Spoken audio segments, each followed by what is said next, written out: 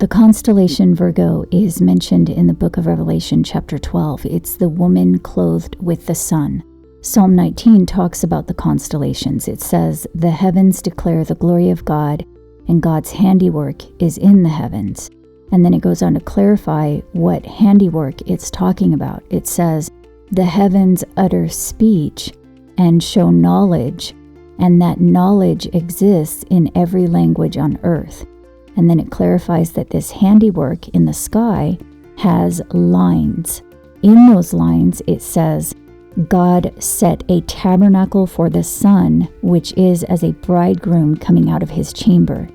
So Psalm 19 is talking about the constellations, and we have confirmation of that in Job 9:9, where it says in the New International Translation that God made the constellations. So the Bible tells us God made the constellations, and the constellations give us knowledge in every language of every culture on the planet. In other words, whatever culture we're studying, whether it be ancient Hebrew books, the Egyptian books, Native American legends, or whatever, the Bible tells us that each culture has the knowledge that was given to them by God.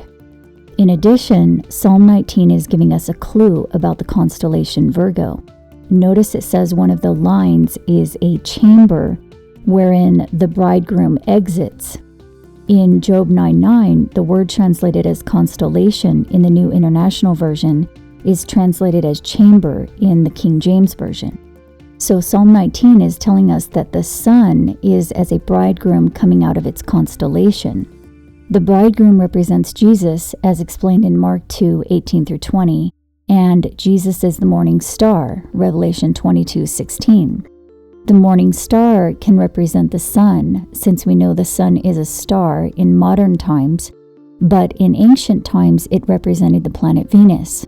Therefore, Jesus is represented by the sun and also Venus, according to the Bible.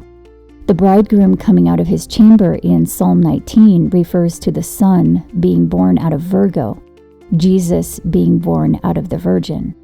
The sign described in Revelation 12 involving this sun birth occurred most recently in the years 1570 and 2012 and will not occur again until 2454. I have a few videos explaining this. Virgo gave birth to the sun at the exact moment the moon was at her feet, while the dragon Saturn was waiting to devour, on October 16, 2012, which occurred exactly on the ancient appointed time of trumpets that year. October 16, 2018 will mark the start of the 7th year from that sign, and that 7th year will start as Venus, representing Jesus, passes Earth. In the last video, we looked at the passages of Venus and the ancient symbol used in ancient Judea and early Christianity, which represents 5 passages of Venus. It's very likely that the symbol representing 5 passages of Venus is part of the ancient knowledge handed down to us, and possibly a warning. There was a book written by astronomer Gino Ratinks and Patrick Gerald about the ancient prophecies connected to the passages of Venus. There was a passage of Venus that occurred in 2012 that was rare because Venus passed directly in front of the sun on the Earth plane at that time. According to Ratinks and Gerald, this passage matched a passage described in an ancient Egyptian text. So both the heavenly sign described in Revelation 12 and the transit of Venus mentioned in the ancient Egyptian texts occurred in 2012. The transit of Venus in 2012 started a new cycle which will complete in 2020. Notice that Daniel's 1335 years also end in 2020. But the 4th passage of Venus within the current cycle will occur in October 2018, and it will occur not only in the constellation Virgo, but at the feet of Virgo. The ancient appointed time of trumpets in the Northern Hemisphere in 2018 will occur on the window of October 9th through the 11th. For more on the ancient calendar, how the Bible says to calculate the months, you can see the link here. Each year since the cycle restarted in 2012, Venus has passed Earth at a different time of year. The cycle started from May to August of 2012 when Venus passed in front of the Sun on the same plane as Earth. This occurred in front of the backdrop of the constellation Taurus, the Bull. The next passage occurred from January to March 2014 in front of Sagittarius. After that, the passage of Venus occurred from July to October 2015 in front of Leo. Then from February to May in 2017, Venus passed Earth again in front of the constellation Pisces. From September to December 2018, Venus will pass Earth in front of Virgo. And after that, its next passage will occur in front of Taurus again, completing the cycle in 2020.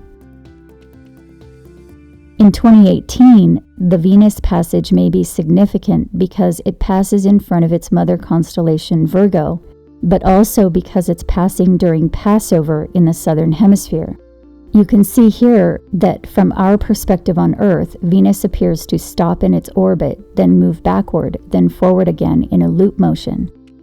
Although in reality, Venus is passing Earth. However, for thousands of years, that was not understood, so the stop motion still may be significant in prophetic terms. In October, Venus appears to stop on the ancient appointed time of trumpets. In reality, Venus is passing the Earth during that time, and that passage occurs between October 22nd through November 2nd. That is the exact ancient appointed time of Passover in the southern hemisphere and is the appointed time of ancient tabernacles in the northern hemisphere. The sign of Revelation 12 occurred in Virgo on ancient trumpets in 2012. And in 2018, the planet Venus, representing Jesus, will pass Earth on Passover in front of Virgo on the start of the 7th year from the sign. For more information on the biblical prophetic fulfillments happening now in 2018, please see the playlist Bible's Countdown to the Meteorite and Rescue linked here. Thank you to those who make this work possible.